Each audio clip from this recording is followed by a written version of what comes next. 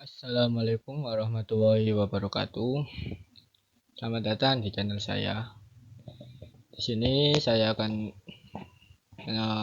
memaparkan atau menjelaskan sedikit materi tentang lafadz dalalah. Di sini dalalah sendiri itu ada dua. Yang pertama dalalah yang lafadznya jelas dan dalalah yang tidak jelas. Langsung kita pertama ke pengertian dalalah terlebih dahulu. Secara bahasa, dalalah berasal dari bahasa Arab, yaitu lafadz dalayatulu yang merupakan bentuk masdar yang berarti menunjukkan atau penunjukan. Itu pengertian secara bahasanya. Dan secara istilah, pengertian dalalah yaitu penunjukan suatu lafadz nas atau teks kepada pengertian yang mudah untuk dipahami. Sehingga dengan pengertian tersebut dapat diketahui ketentuan yang dikandung oleh dalil nas atau teks tersebut itu. Itu pengertian dari dalalah. Terus ini dalalah lafdiyah atau dalalah yang ditunjuk secara jelas lafadznya. Di sini ada 4. Yang pertama itu zahir, nas, mufassal, dan muhkam. Dalalah zahir yaitu lafadz yang bisa dipahami maknanya secara langsung lafadz tersebut. Jadi lafadz yang langsung bisa dipahami secara langsung, sudah yang dimana lafadz tersebut sudah jelas maknanya. Menurut Abdul Wahab Khalaf, zahir adalah lafadz sighah atau bentuknya sendiri, sudah menunjukkan apa yang dimaksud tanpa tergantung pemahaman kepada lafadz lain. Jadi sudah menunjukkan lafadz sendiri tanpa menggunakan pemahaman lafadz lainnya. Namun masih mungkin untuk ditakwilkan lagi. Contohnya wahalawahul bai'a wa harrama riba. Dan artinya Allah telah menghalalkan jual beli dan mengharamkan riba. Quran surat Al-Baqarah ayat 275. Jadi ayat ini secara dohir menunjukkan pada halalnya jual beli dan haramnya riba. Walaupun pada asal tujuan utama dalam ayat ini itu sebenarnya itu tentang tidak samanya jual beli dengan riba, yang merupakan bantahan pada kaum Yahudi yang menyamakan jual beli dengan riba. Jadi ayat ini itu menjelaskan jual beli dan riba itu benar beda. Terus kedudukan lafadz zahir adalah wajib diamalkan sesuai dengan lafadz itu sendiri sepanjang tidak ada dalil yang mentahsis, mentakwil, dan menasahnya. Itu dari dalil zahir. Yang kedua yaitu nas, suatu lafadz yang menunjukkan hukum dengan jelas dan merupakan makna asal dari teks. Dalalah nas mempunyai kemungkinan untuk ditahsis atau dikhususkan, ditakwil, dan dinas, yaitu dihapus atau dibatalkan. Contohnya yaitu wahalawahul bai'a wa harrama riba, dan Allah telah mengharamkan jual beli dan mengharamkan riba. Jadi secara dohir ayat itu memang menunjukkan pada halalnya jual beli dan haramnya riba. Tapi makna ini bukan maksud utama itu. Maksud utama itu menegaskan bahwa jual beli dan riba itu berbeda, tidak sama. Hal ini karena ayat itu bantahan terhadap ucapan orang Yahudi yang tersebut dalam ayat dzalika bi annahum qalu innamal bai'u mislu riba. Mereka berkata sesungguhnya jual beli itu sama dengan riba. Dalam nas dari ayat ini adalah jual beli tidak sama dengan riba. Di contohnya itu ada 2 ayat yang saling berkaitan itu.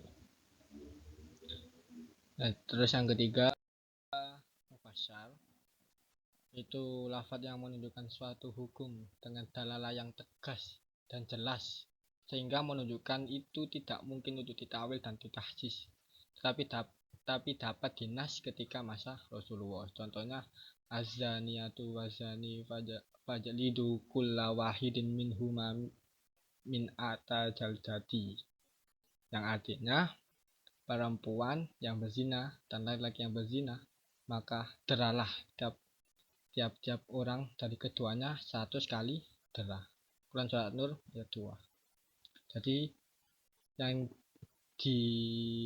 dimaksud lafaz ini adalah kata mi'atan atau mi'atun, tidak bisa diartikan jumlahnya. Jadi sudah jelas mi'atan itu 100, jadi tidak ada makna lainnya.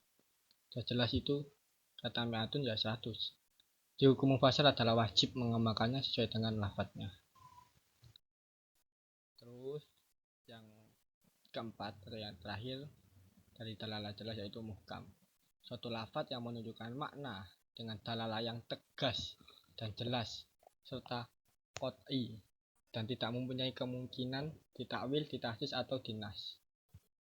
Muhkam sendiri menduduki posisi tertinggi dalam kejelasan di antara derajat-derajat kejelasan lafadz lainnya.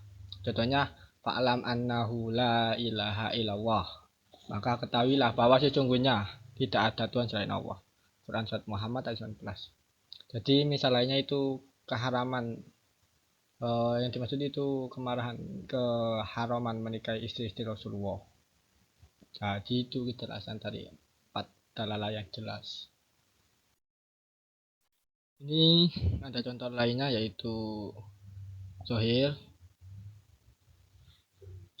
Yang pertama tentang halalnya nikah dan kedua itu bolehnya poligami. Jadi zohir itu menjelaskan tentang halalnya nikah. Tapi dalam makna nasnya yang dinas yaitu bolehnya poligami, soalnya fankihu ma tobalakum minan nisa masna wa sulasa wa ruba. Nah, dikata itu jadi secara tidak langsung dibolehkannya poligami. Dan juga contoh lain dari mufasal dan mukam yaitu tentang 80 kali dera. Kalau yang mukam itu langsung syirik kewajiban berbuat baik kepada orang tua. Itu contoh lainnya. Terus dalalah yang kedua itu dalalah tidak jelas. Dalalah tidak jelas atau ghairu wadiha ada 4 juga. Yang pertama khafi, kedua muskil, ketiga mujmal, dan keempat mutasyabih. Jadi yang pertama khafi yaitu lafadz yang dari segi penunjukannya kepada makna adalah jelas, namun ketidakjelasan itu muncul ketika menerapkan makna tersebut kepada kasus tertentu. Contohnya wasariku itu faqata'u aydiyahuma. Jadi artinya yaitu laki-laki mencuri dan perempuan yang mencuri, potonglah tangan-tangan mereka. Quran Surat Al-Maidah ayat 38.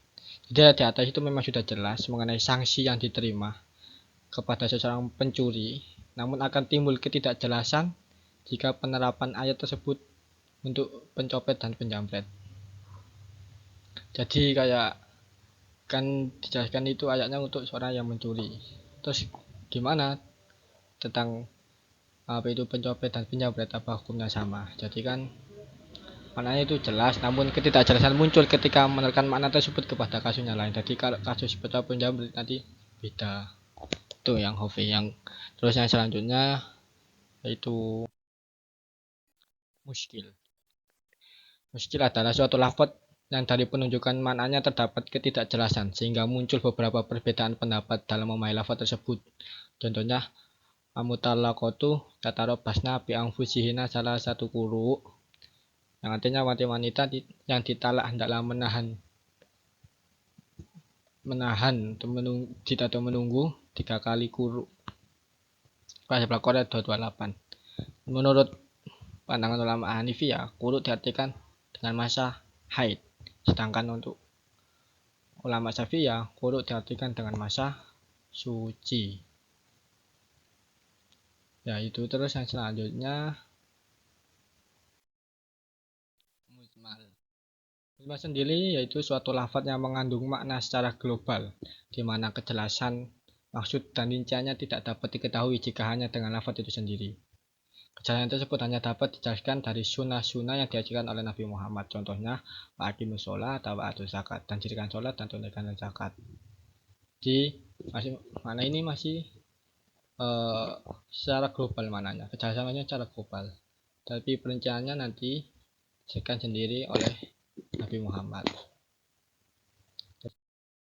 Yang terakhir yaitu tentang mutasyabih, yaitu suatu lafaz yang tidak menunjukkan kejelasan maknanya dan tidak ada pula dalil yang menjelaskannya. Jadi lafaz ini tidak ada kejelasan maknanya dan tidak ada dalil yang dapat menjelaskan lafaz tersebut. Contohnya yaitu alif lam mim pada surat Baqarah dan Yasin pada surat Yasin, dan terakhir alif lam mim shad pada surat Al-A'raf. Jadi itu kejelasan maknanya tidak ada, yang dimaksud makna itu tidak ada, serta dalil pun itu nggak ada yang menjelaskan tentang lafaz tersebut.